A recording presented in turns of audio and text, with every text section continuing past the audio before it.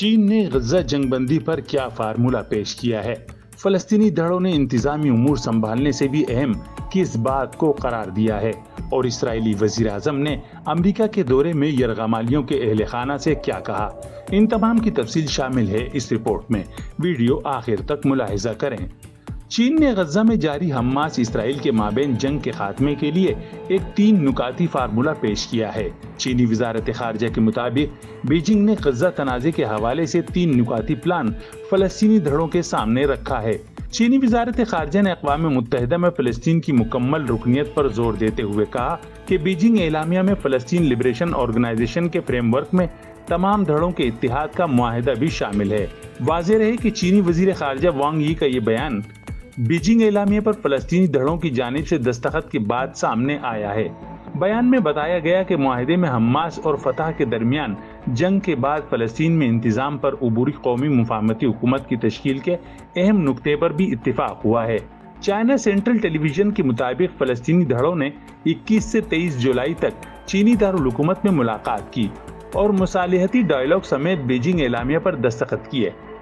फलस्तीनी तहरीक फतह, हमास रहनुमा और फलस्तीनी धड़ों के 14 अरकान ने चीनी वजीर खारजा वांग यी की मौजूदगी में बीजिंग में मीडिया के नुमाइंदों से मुलाकात भी की।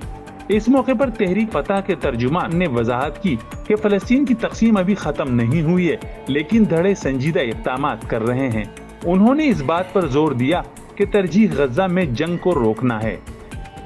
दूसरी जानिब इसराइल ने गजा की पट्टी में जंग के बाद के मरहले के हवाले से हमास के साथ मुआहदे करने पर सदर महमूद अब्बास की क़यादत में फलस्तीनी तहरीक फतह को तनकीद का निशाना बनाया है, जबकि अक़वाम मुत्तहिदा के सेक्रेटरी जनरल एंटोनियो गुतेरेस ने फलस्तीनी मुज़ाहमती तहरीक, हमास और फलस्तीनी अथॉरिटी की हुक्मरान फतह व दीगर जमातों के दरमियान इत्तिहादी मुआहदे और फलस्तीनी इलाकों पर एक मुश्तरका हुकूमत बनाने के ऐलान का खैर मकदम किया है।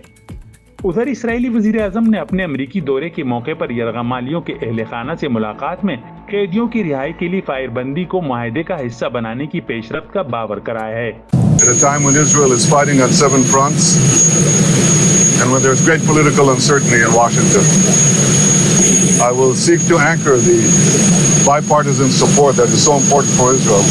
It will also be an opportunity to discuss with him how to advance in the critical months ahead the goals that are important for both our countries. उन्होंने ताखिर की वजह बेहतर शराइत के हुसूल को करार दिया है। साथ ही नेतन ने बताया कि कैदियों का तबादला मरहलावार होगा। इस मौके पर कैदियों के अहले खाना ने नेतन पर मुआहदा जल्द तय करने पर जोर दिया और बाइडेन इंतजामिया से मुतालबा किया कि वो समझौता पूरा करने के लिए नेतन्याहू को मजबूर करें। उम्मीद है आपको ये रिपोर्ट पसंद आई होगी। मजीद ऐसी मालूमाती और दिलचस्प वीडियोस के लिए चैनल सब्सक्राइब करना ना भूलें।